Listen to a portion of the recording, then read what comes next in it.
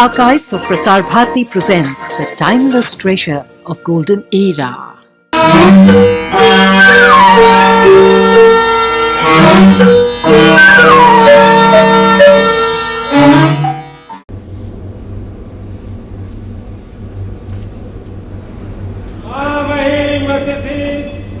संयुक्त राज्य अमेरिका के राष्ट्रपति जी. And here the entry into the Central Hall of Parliament.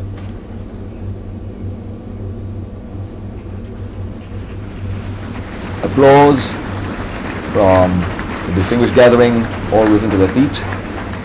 Secretary of State Madeleine Albright wearing black today, in sharp contrast to the scarlet she wore yesterday.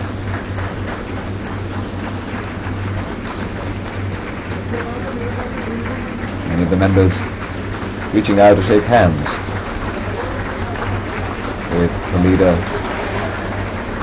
of one of the most powerful nations in the world, in fact the most powerful nation in the world. And President Clinton is introduced to former President Venkatraman, former Prime Minister Narasimha Rao, former Prime Minister Deve Gowda,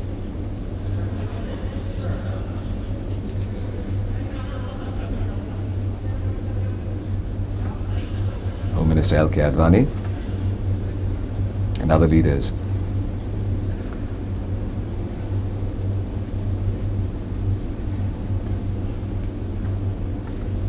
Mamata Banerjee, Railways Minister, greets him. Defence Minister George Fernandez, Mr. Jagmohan, Mr. Ram Jethmalani. और सुनीत, इन पलों को सभी सहेज कर रखना चाहते हैं, चाहे वो कैमरामैन हो या जिन लोगों से वो मिल रहे हैं, क्योंकि सबके लिए ऐतिहासिक पल. केंद्रीय मंत्रिमंडल के अन्य सदस्यों से मिलते हुए अमेरिकी राष्ट्रपति bill Clinton,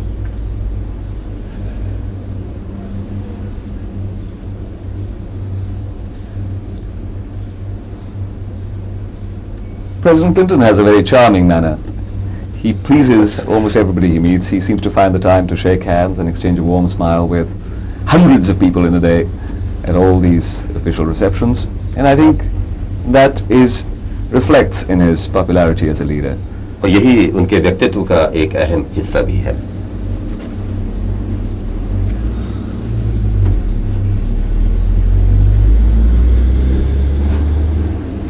Shaking hands with External Affairs Minister Jaswant Singh, now the leader of the opposition, Sonia Gandhi, Dr. Manmohan Singh.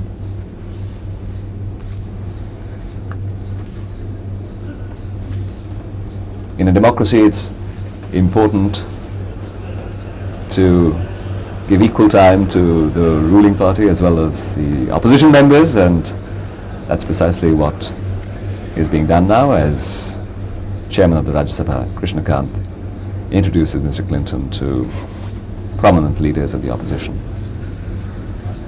और वैसे भी जो सदस्य यहाँ आज उपस्थित हैं, वो भारतीय संसद के सदस्य के रूप में उपस्थित हैं यहाँ. तो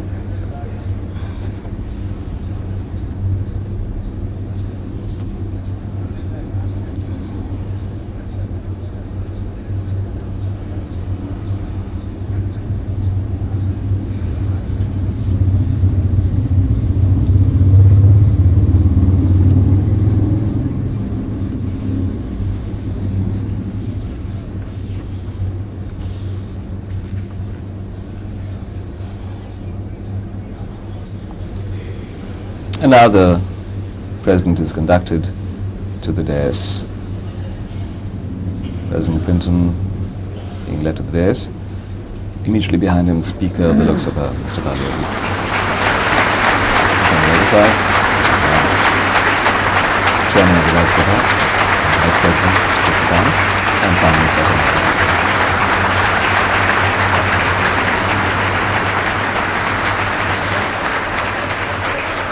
Mr. Vice President, Mr. Prime Minister, Mr. Speaker, members of the Lok Sabha and Rajya Sabha, I am privileged to speak to you and through you to the people of India.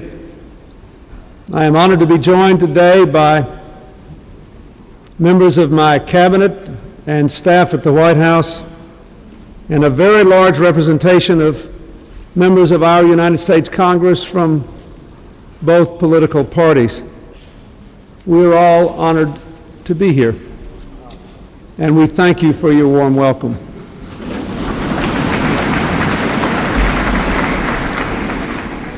I would also like to thank the people of India for their kindness to my daughter and my mother-in-law, and on their previous trip to my wife and my daughter. I have looked forward to this day with great anticipation. This whole trip has meant a great deal to me, especially to this point, the opportunity I had to visit the Gandhi Memorial, to express on behalf of all the people of the United States our gratitude for the life, the work, the thought of Gandhi, without which the great civil rights revolution in the United States would never have succeeded on a peaceful plane.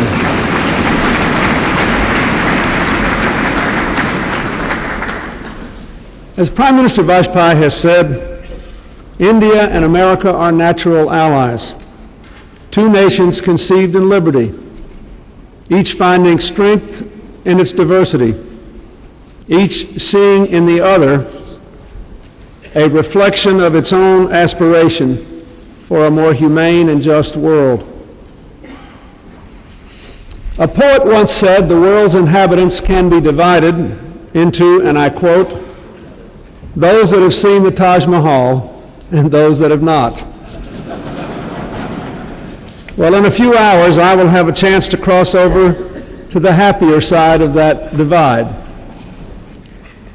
But I hope, in a larger sense, that my visit will help the American people to see the new India and to understand you better. And I hope that the visit will help India to understand America better, and that by listening to each other, we can build a true partnership of mutual respect and common endeavor. From a distance, India often appears as a kaleidoscope of competing, perhaps superficial images. Is it atomic weapons or ahimsa? A land struggling against poverty and inequality, or the world's largest middle-class society?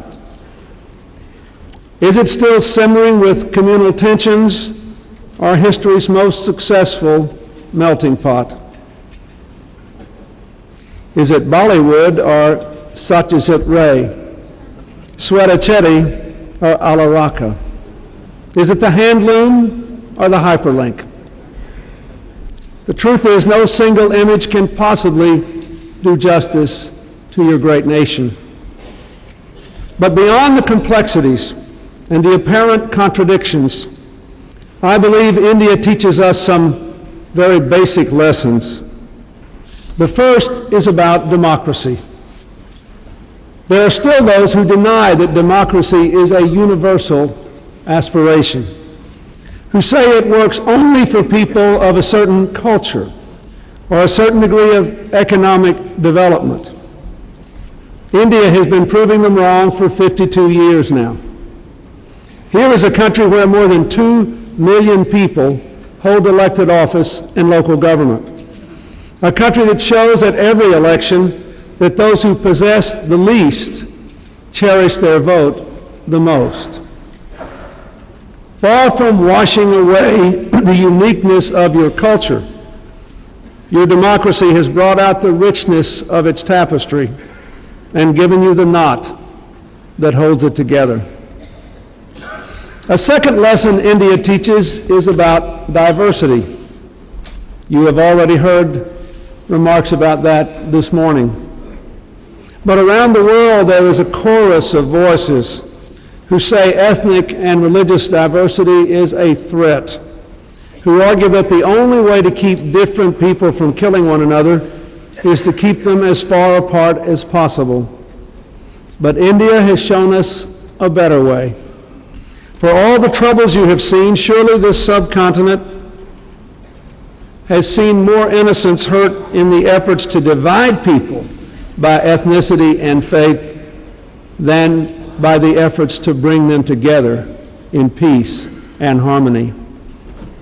Under trying circumstances, you have shown the world how to live with difference.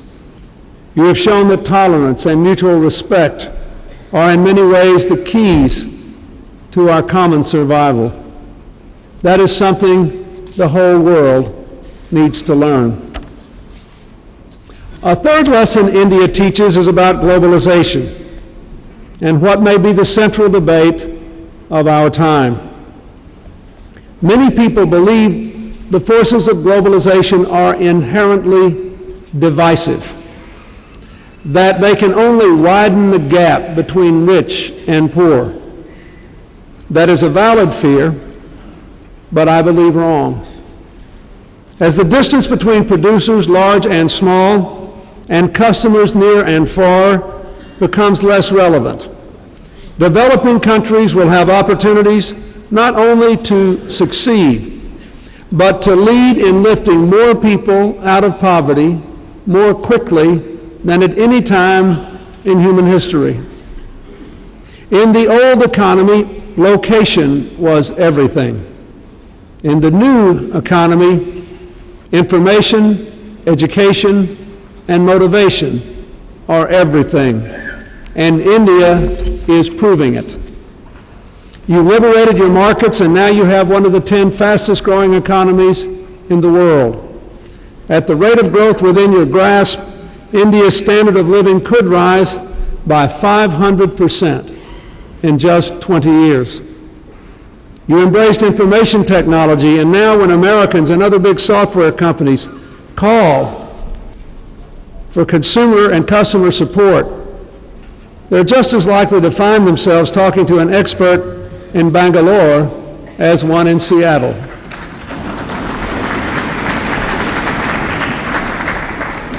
You decentralize authority, giving more individuals and communities the freedom to succeed.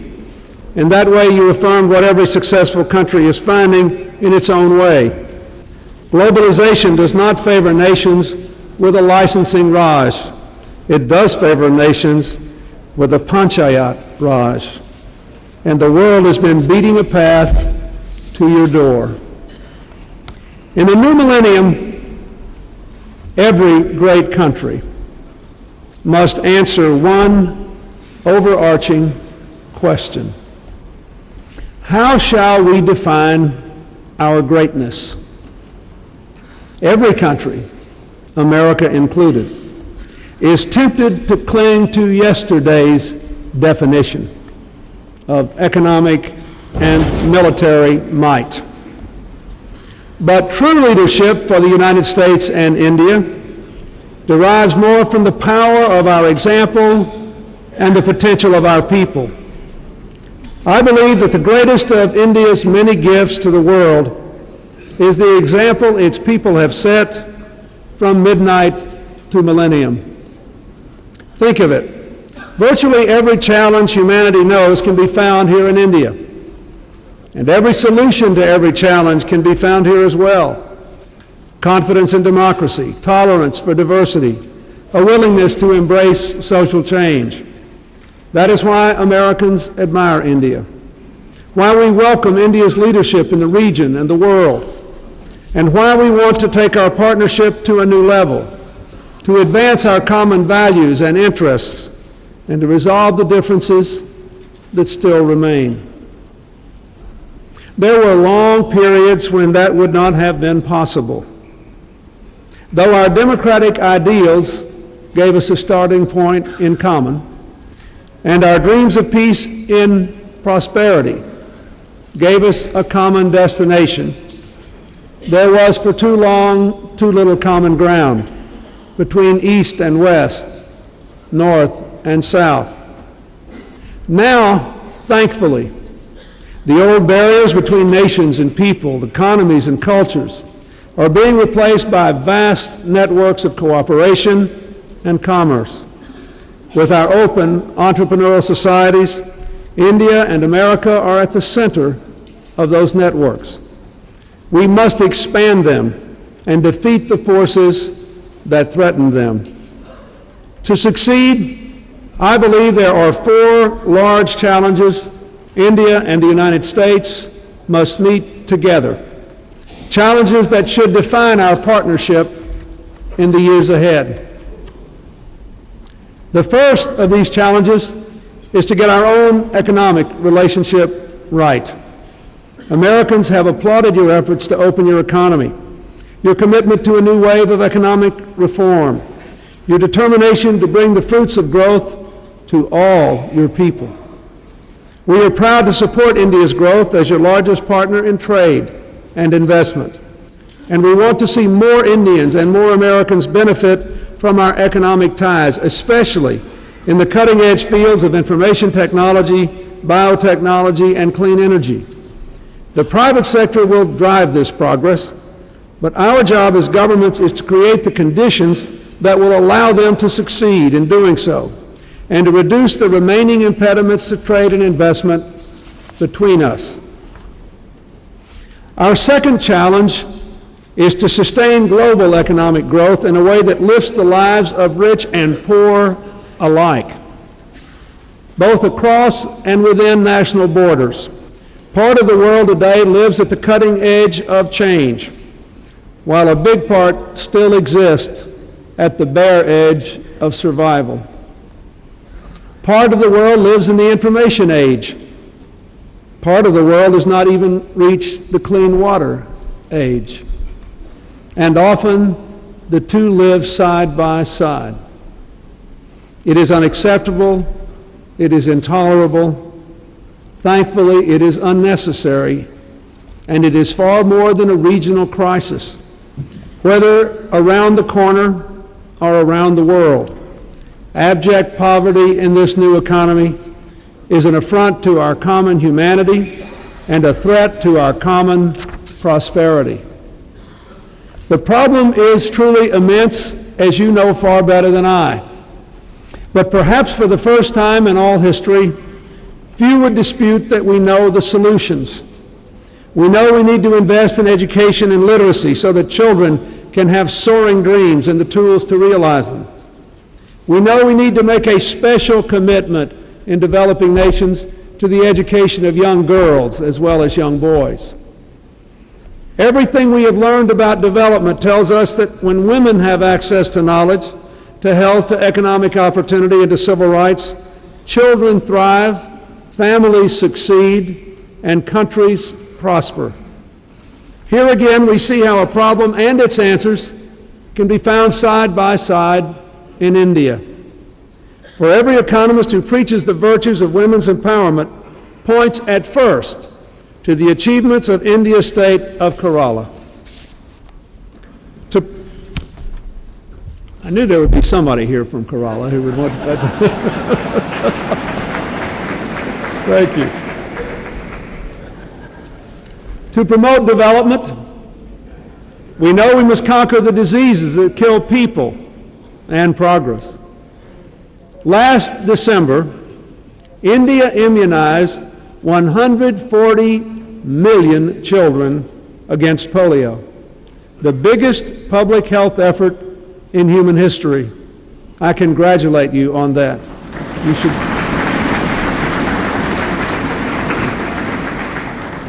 I have launched an initiative in the United States to speed the development of vaccines for malaria, tuberculosis, and AIDS, the biggest infectious killers of our time. This July, when our partners in the G8 meet in Japan, I will urge them to join us. But that is not enough, for at best, effective vaccines are years away. Especially for AIDS, we need a commitment today to prevention, and that means straight talk and an end to stigmatizing.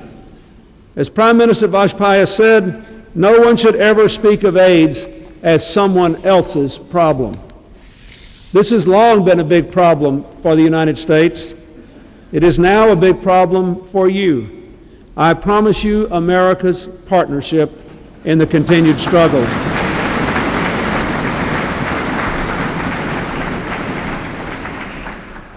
To promote development, we know we must also stand with those struggling for human rights and freedom around the world and in the region. For as the economist Amartya Sen has said, no system of government has done a better job in easing human want and averting human catastrophes than democracy. I am proud America and India will stand together on the right side of history when we launch the Community of Democracies in Warsaw this summer.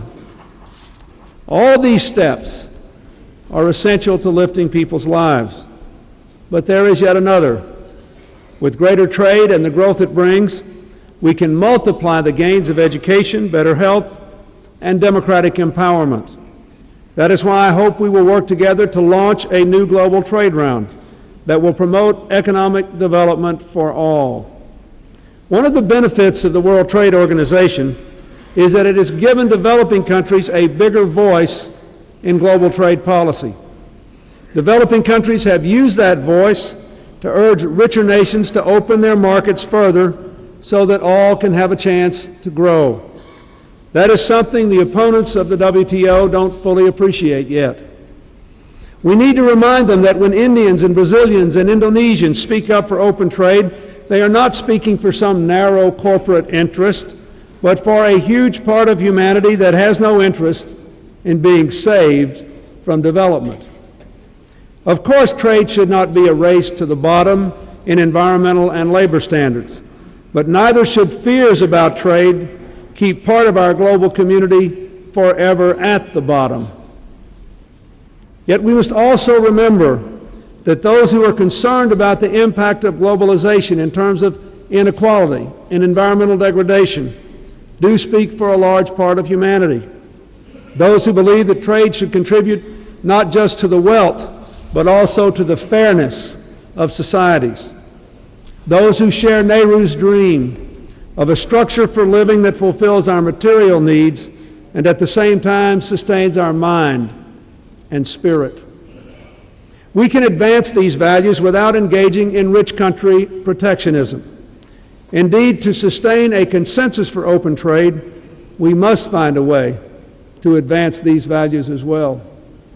That is my motivation and my only motivation in seeking a dialogue about the connections between labor, the environment, and trade in development. I would remind you, and I want to emphasize this, the United States has the most open markets of any wealthy country in the world. We have the largest trade deficit. We also have had a strong economy because we have welcomed the products and the services from the labor of people throughout the world. I am for an open global trading system, but we must do it in a way that advances the cause of social justice around the world.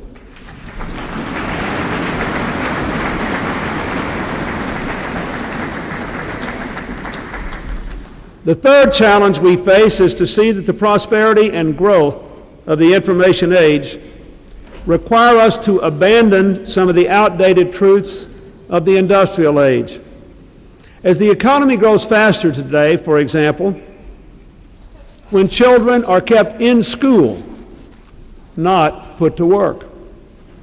Think about the industries that are driving our growth today in India and in America.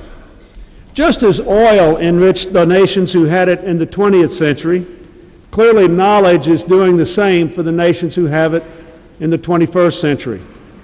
The difference is knowledge can be tapped by all people everywhere, and it will never run out. We must also find ways to achieve robust growth while protecting the environment and reversing climate change. I'm convinced we can do that as well. We will see in the next few years, for example, automobiles that are 3, 4, perhaps 5 times as efficient as those being driven today. Soon scientists will make alternative sources of energy more widely available and more affordable. Just for example, before long, chemists almost certainly will unlock the block that will allow us to produce 8 or 9 gallons of fuel from biofuels, farm fuels, using only 1 gallon of gasoline. Indian scientists are at the forefront of this kind of research, pioneering the use of solar energy to power rural communities, developing electric cars for use in crowded cities, converting agricultural waste into electricity. If we can deepen our cooperation for clean energy, we will strengthen our economies, improve our people's health, and fight global warming. This should be a vital element of our new partnership. A fourth challenge we face is to protect the gains of democracy and development from the forces which threaten to undermine them. There is the danger of organized crime and drugs. There is the evil of trafficking in human beings, a modern form of slavery. And of course, there is the threat of terrorism. Both our nations know it all too well. Americans understood the pain and agony you went through during the Indian Airlines hijacking. And I saw that pain firsthand when I met with the parents and the widow of the young man who was killed on that airplane.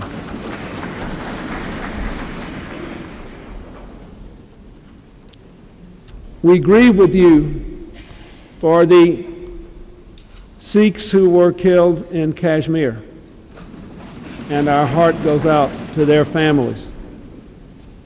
We will work with you to build a system of justice, to strengthen our cooperation against terror.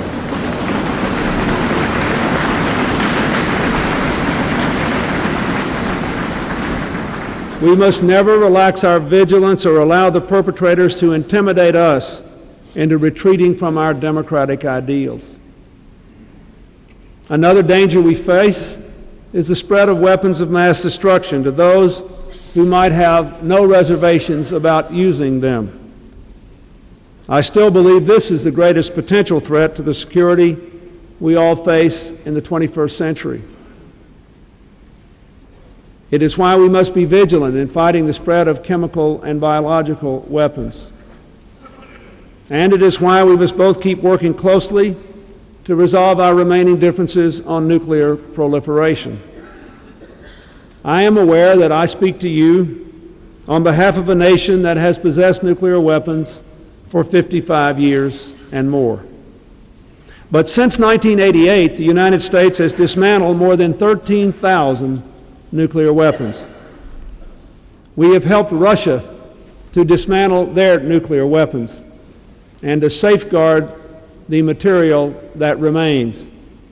We have agreed to an outline of a treaty with Russia that will reduce our remaining nuclear arsenal by more than half. We are producing no more fissile material, developing no new land or submarine-based missiles, engaging in no new nuclear testing. From South America to South Africa, nations are forswearing these weapons, realizing that a nuclear future is not a more secure future. Most of the world is moving toward the elimination of nuclear weapons. That goal is not advanced if any country in any region it moves in the other direction. I say this with great respect. Only India can determine its own interests. Only India can know if it truly is safer today than before the tests. Only India can determine if it will benefit from expanding its nuclear and missile capabilities, if its neighbors respond by doing the same thing. Only India knows if it can afford a sustained investment in both conventional and nuclear forces while meeting its goals for human development. These are questions others may ask, but only you can answer. I can only speak to you as a friend about America's own experience during the Cold War. We were geographically distant from the Soviet Union. We were not engaged in direct armed combat. Through years of direct dialogue with our adversary, we each had a very good idea of the other's capabilities, doctrines, and intentions. We each spent billions of dollars on elaborate command and control systems, for nuclear weapons are not cheap. And yet, in spite of all of this, and as I sometimes say jokingly, in spite of the fact that both sides had very good spies, and that was a good thing, in spite of all of this, we came far too close to nuclear war. We learned that deterrence alone cannot be relied on to prevent accident or miscalculation. And in a nuclear standoff, there is nothing more dangerous than believing there is no danger. I can also repeat what I said at the outset. India is a leader, a great nation, which by virtue of its size, its achievements, and its example, has the ability to shape the character of our time. For any of us to claim that mantle and assert that status is to accept first and foremost that our actions have consequences for others beyond our borders. Great nations with broad horizons must consider whether actions advance or hinder what Nehru called the larger cause of humanity. So India's nuclear policies inevitably have consequences beyond your borders. Eroding the barriers against the spread of nuclear weapons, discouraging nations that have chosen to forswear these weapons, encouraging others to keep their options open. But if India's nuclear test shook the world, India's leadership for non-proliferation can certainly move the world.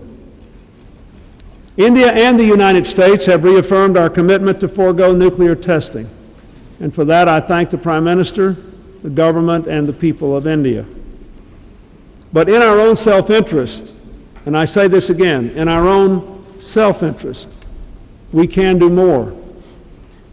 I believe both nations should join the Comprehensive Nuclear Test Ban Treaty, work to launch negotiations on a treaty to end the production of fissile materials for nuclear weapons, strengthen export controls, and India can pursue defense policies in keeping with its commitment not to seek a nuclear or missile arms race, which the Prime Minister has forcefully reaffirmed just in these last couple of days. Again, I do not presume to speak for you or to tell you what to decide. It is not my place. You are a great nation and you must decide. But I ask you to continue our dialogue on these issues, and let us turn our dialogue into a genuine partnership against proliferation. If we make progress in narrowing our differences, we will be both more secure and our relationship can reach its full potential. I hope progress can also be made in overcoming the source of tension in this region, including the tensions between India and Pakistan. I share many of your government's concerns about the course Pakistan is taking, your disappointment that past overtures have not always met with success, your outrage over recent violence. I know it is difficult to be a democracy bordered by nations whose governments reject democracy. But I also believe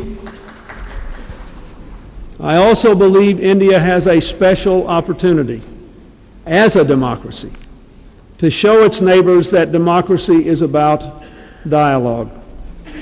It does not have to be about friendship, but it is about building working relationships among people who differ.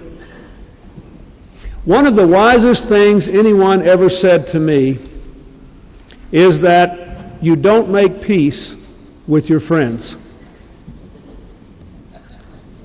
That is what the late Israeli Prime Minister Yitzhak Rabin told me before he signed the Oslo Accords with the Palestinians, with whom he had been fighting for decades.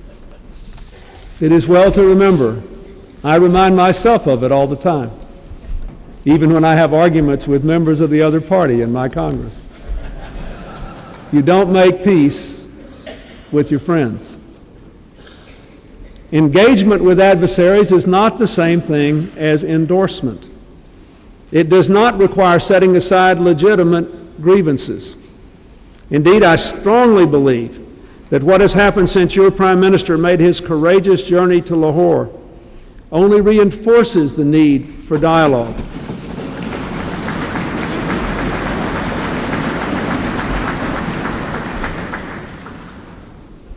I can think of no enduring solution to this problem that can be achieved in any other way. In the end, for the sake of the innocents who always suffer the most, someone must end the contest of inflicting and absorbing pain. Let me also make clear, as I have repeatedly, I have certainly not come to South Asia to mediate the dispute over Kashmir. Only India and Pakistan can work out the problems between them. And I will say the same thing to General Musharraf in Islamabad. But if outsiders cannot resolve this problem, I hope you will create the opportunity to do it yourself, calling on the support of others who can help where possible, as American diplomacy did in urging the Pakistanis to go back behind the line of control in the cargo crisis.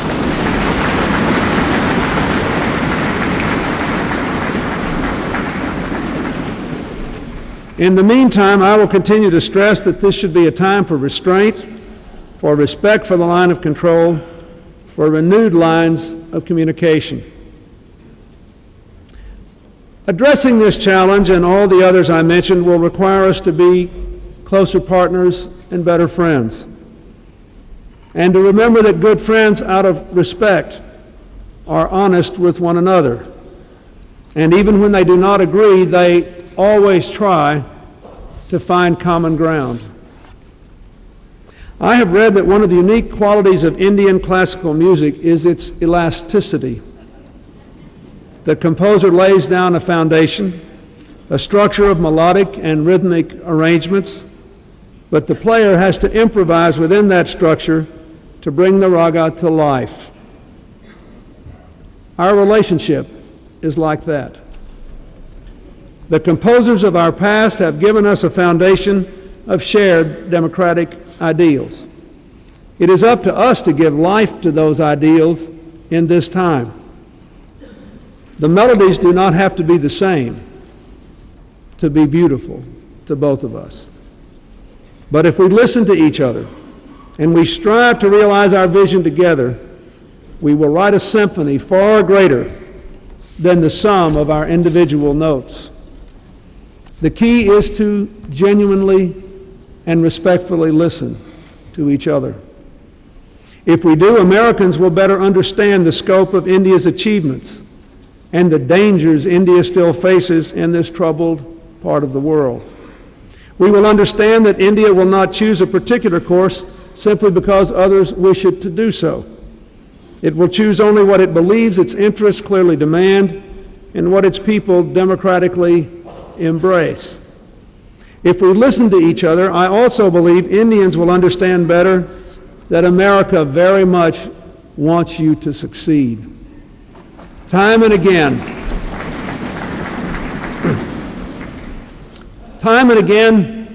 in my time as president, America has found that it is the weakness of great nations, not their strength, that threatens our vision for tomorrow. So we want India to be strong, to be secure, to be united, to be a force for a safer, more prosperous, more democratic world.